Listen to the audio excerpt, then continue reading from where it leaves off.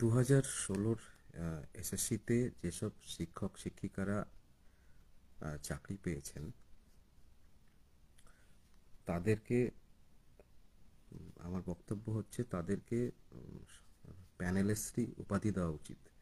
মানে ব্যাপারটা হাস্যকর লাগলেও কেন বলছি তার কারণ হচ্ছে যে 2016 যে প্যানেল, সেই প্যানেলে যে ছেলে মেয়েরা, যে শিক্ষক শিক্ষিকারা, যে ছেলে মেয়েগুলো চাকরি পেয়েছে তারা সাংঘাতিক একটা লড়াইয়ের মধ্যে দিয়ে চাকরিটা পেয়েছে। তার কারণ কি?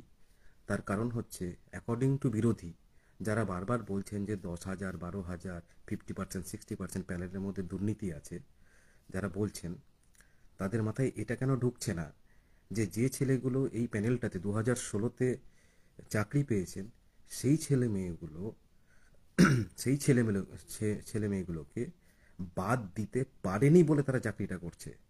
কারণ হয়তো ইচ্ছা ছিল যে পুরোটাতেই দুর্নীতি হোক, কিন্তু এই ছেলে মেয়েগুলো বা এই শিক্ষক শিক্ষিকারা এত বেশি নাম্বার তুলেছেন, এসএসসির ইতিহাসে এত বেশি নাম্বার তুলেছেন এবং এত ভালো পরীক্ষা দিয়েছেন যে কাট অফ, যেটা হায়েস্ট কাট অফ এখনো পর্যন্ত এসএসসির ইতিহাসে, যেটা হায়েস্ট কাট অফ, সেই হায়েস্ট কাট অফের উপরে নাম্বার তুলেছেন। অর্থাৎ দেখা যাচ্ছে কোনো একটা সাবজেক্টের হয়তো কাট অফ হয়েছে 47, 48, 55-তে। তাই যারা এই পরীক্ষাটায় বসেছিলেন এবং প্যানেলে সুযোগ পেয়েছেন তারা দেখা যাচ্ছে কেউ 51 পেয়েছেন, কেউ 50 পেয়েছেন। অর্থাৎ এত বেশি নাম্বার তারা তুলেছেন, মার্কস তুলেছেন, যে কাউরির পক্ষে তাদেরকে বাদ দেওয়া সম্ভব ছিল না লিগালি। তাই আপনাদের যেটা দাবি যে 10,000, 9,000, 12,000 দুর্নীতি হয়েছে, হয়তো হয়েছে, কিন্তু তাদেরকে প্যানেলে ঢোকাতে পারেনি। মানে তাদেরকে হয়তো নাম্বার বাড়িয়েও প্যানেলে ঢোকাতে পারেনি। তার একটাই কারণ, এই যোগ্য যোগ্য শিক্ষক শিক্ষিকারা তারা এত বেশি নাম্বার তুলেছিল যে তাদেরকে সরিয়ে ওদেরকে ঢোকানোর কোনো সুযোগ পায়নি কেউ। তাই এটা আপনাদেরকে প্রথমে স্বীকার করতে হবে যে যে ছেলেগুলো এত ডামাডোলের মধ্যেও, এত দুর্নীতির মধ্যেও এই প্যানেলটাতে নাম তুলতে পেরেছিল, সেই ছেলেগুলো কোনো অগাজগা ছেলে নয়। সেই ছেলেগুলো প্রত্যেকটা ট্যালেন্টেড ছেলে মেয়ে। যারা শিক্ষক শিক্ষিকা তারা অত্যন্ত ট্যালেন্টেড ছেলে মেয়ে এবং তারা অত্যন্ত খাটনি খেটে চাকরিটা পেয়েছে। এবং চাকরিটা পেয়েছে একটাই কারণে, যে তাদেরকে বাদ দেওয়া কোনোভাবে সম্ভব ছিল না। যে তারা এত বেশি মার্কস তুলেছে যে তাদেরকে বাদ দেওয়া কোনোভাবেই সম্ভব ছিল না। তাই তারা প্যানেলে পেয়েছে, সুযোগ পেয়েছে। এবার তার মধ্যেও কিছু দুর্নীতি হয়েছে। এই দুর্নীতিটা কত হয়েছে সবাই জানে। এসএসসি আজকে ক্লিয়ারলি একটা সাবমিশন দিয়েছে। সাবমিশনটা যথেষ্ট ইজি, 15 পাতার একটা সাবমিশন। আমরা পড়েছি, অনেকেই পড়েছি টিচাররা, আমাদের বুঝতে খুব একটা অসুবিধা হয়নি। কিন্তু আমরা বুঝতে পারছি না যে পার্টিকুলার কিছু উকিলবাবুদের এটা বুঝতে এত কেন অসুবিধা হচ্ছে, এবং কনস্ট্যান্টলি ওনারা দেখছি নেগেটিভ কমেন্ট করে যাচ্ছেন সাবমিশনটা নিয়ে। সাবমিশনটাতে খুব ইজিলি বলা আছে যে কেন হয়েছে, কত সংখ্যক দুর্নীতি হয়েছে, টেন্টেড কারা, আহ, কেন প্যানেল এক্সপায়ারির কী কী জাস্টিফিকেশন আছে, প্রত্যেকটা 1, 2, 3, 4 করে দেওয়া আছে। আমাদের কাউরির বুঝতে অসুবিধা হচ্ছে না যে সাবমিশনটাতে কোনো সেইভাবে কোনো প্রবলেম নেই, সাবমিশনটা যথেষ্ট ভালো সাবমিশন। কিন্তু দেখতে পাচ্ছি যে ওনাদের বুঝতে বিশাল সমস্যা হচ্ছে। অর্থাৎ হয় ওনাদের মানে ইচ্ছাকৃতভাবে বুঝতে চাইছেন না, নাকি কিছুক্ষণ আগে একটা ভিডিও দেখছিলাম যে এরকম এটাকে নিয়ে অনেক নেগেটিভ কমেন্ট করা হচ্ছে, হয় ইচ্ছাকৃতভাবে বুঝতে চাইছেন না, অথবা তারা হয়তো ইংরেজিটা বোঝেন না বা লিগ্যাল টার্মটা বোঝেন না, হয়তো সুপ্রিম কোর্টে গিয়ে বুঝতে অসুবিধা হচ্ছে। তো এখানে বক্তব্য বলতে বেশি কিছু বলবো না। আপনাদের কাছ থেকে আমরা এটা আশা করেছিলাম যে আপনারা ন্যায়ের পথে থাকবেন। ন্যায়ের পথ তখনই হতো যদি আপনারা বলতেন যে যে ছেলে মেয়েগুলো এত দুর্নীতির মধ্যেও প্যানেলে জায়গা করতে পেরেছে, সেই ছেলে মেয়েগুলো শুধু যোগ্য নয়, তারা অতি যোগ্য এবং তারা অত্যন্ত ট্যালেন্টেড ছেলে মেয়ে। এবং এই ছেলেগুলোর এই এই প্যানেলের মধ্যে একটাও যদি এরকম ছেলে থেকে থাকে, এরকম এক্সট্রা মেরিটোরিয়াস ছেলে থেকে থাকে বা মেয়ে থেকে থাকে, তাহলে তার চাকরিটা যাওয়া উচিত নয়। হ্যাঁ, দুর্নীতি হয়তো হয়েছে, কিন্তু যদি একটাও ছেলে শিক্ষক শিক্ষিকা বা ছেলে মেয়ে থাকে যে এই দুর্নীতিতে অংশগ্রহণ করেনি এবং সে তার ট্যালেন্টের বেসিসে চাকরিটা পেয়েছে, তাহলে প্যানেলটা ক্যান্সেল করার কথা আপনারা বলতেন না। কারণ প্যানেল ক্যান্সেল করলে কাউরির কোনো ক্ষতি হবে না, না আপনাদের ক্ষতি হবে, না বিরোধীদের ক্ষতি হবে, না সরকারের ক্ষতি হবে, প্রত্যেকের লাভ। সরকারের লাভ তাদেরকে মাইনে দিতে হবে না, আপনাদের লাভ আপনারা রাজনীতি করবেন। একমাত্র ক্ষতি হবে হচ্ছে যোগ্য শিক্ষক শিক্ষিকা যারা আছে তাদের ক্ষতি হবে, বাকি কাউরির কোনো ক্ষতি হবে না। আপনাদের ইন্টেনশন যদি জেনুইন থাকতো, আপনাদের ইন্টেনশন যদি ন্যায়সঙ্গত থাকতো, তাহলে আপনারা দাবি করতেন যে যারা দুর্নীতির সঙ্গে যুক্ত তাদের শাস্তি হোক। যে ক্যান্ডিডেট এই দুর্নীতিতে অংশগ্রহণ করেছে, যারা তাদেরকে অংশগ্রহণ করিয়েছে, আপনাদের দাবি থাকতো যে হ্যাঁ এসএসসি দুর্নীতি করেছে, তাহলে এসএসসি শাস্তি হোক। এসএসসিতে যারা ছিলেন সেই মুহূর্তে, বা এসএসসি অথরিটিটাকে বা বডিটাকে ইনভ্যালিড করে দেওয়া হোক, এটা আপনাদের দাবি দেওয়া উচিত ছিল। বা পর্ষদ দুর্নীতি করেছে, তাহলে পর্ষদকে ইনভ্যালিড করে দেওয়া হোক, এটা আপনাদের দাবি হওয়া উচিত ছিল। এইটা হতো ন্যায়সঙ্গত দাবি মানে আজকের পর থেকে। কিন্তু যে আপনাদের দাবি হচ্ছে যে প্যানেলটা ক্যান্সেল করতে হবে। প্যানেল কেন ক্যান্সেল করতে হবে? তার কারণ এখানে দুর্নীতি হয়েছে। তো দুর্নীতি হয়েছে, তো যোগ্য শিক্ষক শিক্ষিকারা কি করবে? তাদের কি পার্টিসিপেশন আছে? কোনো প্রমাণ করতে পেরেছেন আপনারা কোনো পার্টিসিপেশন?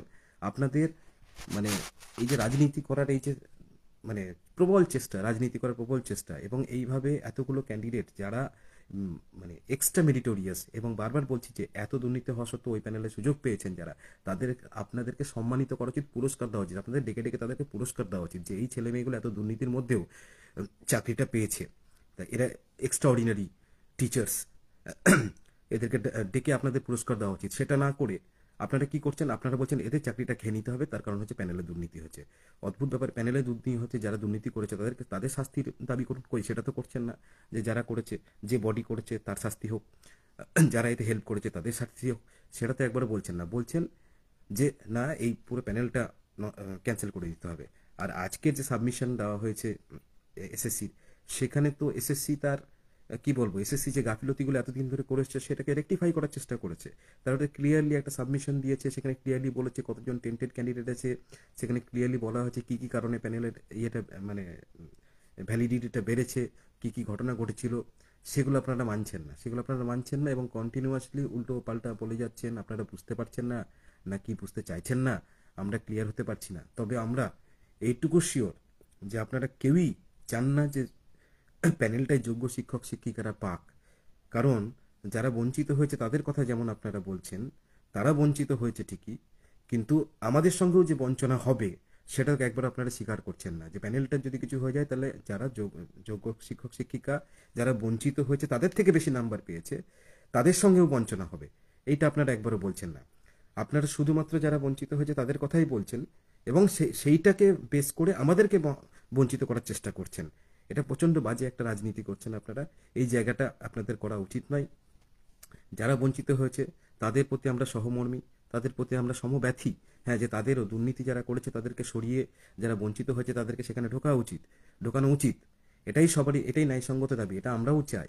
কিন্তু যারা বঞ্চিত হয়েছে তারা বঞ্চিত হয়েছে বলে বাকি যারা বঞ্চিত হয়নি এবং ওই প্যানেল থেকে যাদেরকে বার করতে সক্ষম হয়নি কেউ, যারা নিজের লড়াই প্যানেলটার মধ্যে ঢুকতে পেরেছে, তাদের সঙ্গেও বঞ্চনা করতে হবে। এটা কোন দেশের আইন? এটা কি ধরনের নৈতিকতা আপনাদের? আপনাদের এই জিনিসগুলো নিয়ে ভাবা উচিত। এবং এতগুলো যোগ্য শিক্ষক শিক্ষিকা এই প্যানেলে আছে, তাদের ব্যাপারটা আপনাদের বোঝা উচিত। এগুলো আপনারা কেন বুঝছেন না? কেন রাজনীতি করছেন? কি করতে চাইছেন? এবং আপনারা যদি প্যানেল ক্যান্সেল চান, তাহলে কার কি লাভ করতে চাইছেন? কিভাবে আপনি সরকারকে দায়ী করবেন আপনারা, আমি বুঝতে পারছি না। বরঞ্চ আপনারা তো লাভই করবেন, কারণ মাইনে দিতে হবে না, সেটা অন্য কোনো জায়গায় লাগবে, কোনো খেলা মেলা এসব জায়গায় ঢুকে যাবে। প্লাস হচ্ছে এত বছর ধরে শিক্ষক নিয়োগ নেই, এমনিতেই তো টিচিং মানে স্কুলগুলো সব ধুঁকছে, শিক্ষক নিয়োগ হয় না। একটা প্যানেল এত হয়েছিল নিয়োগ, সেটাকে নিয়ে আপনারা যা রাজনীতি শুরু করেছেন, এটা একজন যোগ্য শিক্ষক শিক্ষিকা হিসেবে আমরা মেনে নিতে পারছি না। এবং আমাদের দাবি থাকবে যে আপনারা জিনিসটা নিয়ে আরও ভাবনা চিন্তা করুন, এবং আপনারা যে দাবিগুলো করছেন, যে রাজনীতিটা করছেন, তাতে কার ক্ষতি করছেন, কাদের ক্ষতি করার চেষ্টা করছেন, ভাবুন কিভাবে আপনারা সমাজের ক্ষতি করে ফেলছেন, কিভাবে আপনারা নোংরামোগুলোকে প্রশ্রয় দিচ্ছেন। এগুলো করবেন না। আর সমস্ত যোগ্য শিক্ষক শিক্ষিকাকে বলবো যে আজকে যে এসএসসি সাবমিশন হয়েছে সেটা যথেষ্ট পজিটিভ আমাদের জন্য, কারণ সেখানে ক্লিয়ারলি তারা টেন্টেডদের কথা বলে দিয়েছে, কারা কারা টেন্টেড আছে, কতজন টেন্টেড আছে, কী কীভাবে সেগুলোকে জাস্টিফাই করা যায় তারা সেটা করেছেন। যারা 3rd to 7th কাউন্সিলিংয়ে ছিলেন, যারা টেনশনে ছিলেন, তাদেরও টেনশন অনেকটা দূর হয়েছে, কারণ সেখানে ক্লিয়ারলি জাস্টিফিকেশনগুলো দেওয়া আছে যে কেন কেন প্যানেলের ভ্যালিডিটিটা বাড়ানো হয়েছে, এভরিথিং। তাহলে আমাদের জন্য চিন্তার কোনো কারণ নেই। কিন্তু রাগ হচ্ছে মাঝে মধ্যে প্রচণ্ড, যখন দেখছি যে এই উল্টোপাল্টা ভিডিওগুলো যখন দেখছি, যে তারা বিভিন্ন জায়গায় ইন্টারভিউ দিচ্ছেন, তারা বিভিন্ন জায়গায় বিভিন্ন বক্তব্য পেশ করছেন, এবং অদ্ভুতভাবে যেটাই জমা পড়ছে বা যাই জমা পড়ছে সব কিছুরই ওনারা কাউন্টার এবং নেগেটিভ একটা বার্তা দিচ্ছেন। তাই আমাদের বার্তা থাকবে যে আপনারা বঞ্চিতদেরকে ন্যায় দেওয়াতে গিয়ে যারা প্রকৃত মানে ন্যায়ের রাস্তায় চাকরিটা পেয়েছে তাদের সঙ্গে বঞ্চনা করবেন না। তাহলে আপনারা কাউরির জন্যই কোনো লাভ করছেন না, বা আপনি কাউরিরই কথা জেনুইনলি ভাবছেন না। এখানে আপনারা শুধুমাত্র রাজনীতি করছেন, এগুলো করবেন না। আর একটু সবাইকে সবাইকে একটু মানে শান্তিতে থাকতে দিন, এর বাইরে আর কি বলবো, মানে বেশি কিছু আর বলছি না, অনেক রাত হয়েছে। হ্যাঁ, তবে যোগ্য শিক্ষক শিক্ষিকাদের মান সম্মান নিয়ে যেভাবে আপনারা ছেলে খেলা করছেন দীর্ঘদিন ধরে, এগুলো আপনাদেরকে বন্ধ করতে হবে। না হলে কিন্তু সত্যি বলছি, আমরাও কিন্তু পরবর্তীকালে আপনাদেরও মান সম্মান নিয়ে খেলা করব, এটা কিন্তু আমরা বলে রাখছি। মানে রায় কিন্তু যে কোনো রকমই হতে পারে, সেক্ষেত্রে যদি আমাদের পক্ষে হয় তাহলে কিন্তু আপনাদেরও মান সম্মান নিয়ে টানাটানি লেগে যাবে। এই জায়গাটা মাথায় রাখবেন এবং আপনাদের যে দাবিগুলো আছে সেগুলো ন্যায়সঙ্গত করবেন। আর আপনারা বোঝার চেষ্টা করুন যে কী ধরনের সাবমিশন হচ্ছে, পড়ুন, ভালো করে পড়ুন জিনিসগুলো, হ্যাঁ, এবং সত্যিটাকে স্বীকার করার চেষ্টা করুন। আজকে যেটা সাবমিশনটা হয়েছে সেটা সত্যি এবং জেনুইন একটা সাবমিশন হয়েছে, সেটা ভালো করে পড়ুন এবং দেখুন, অনেক কিছু বুঝতে পারবেন। না বোঝার ভান করবেন না।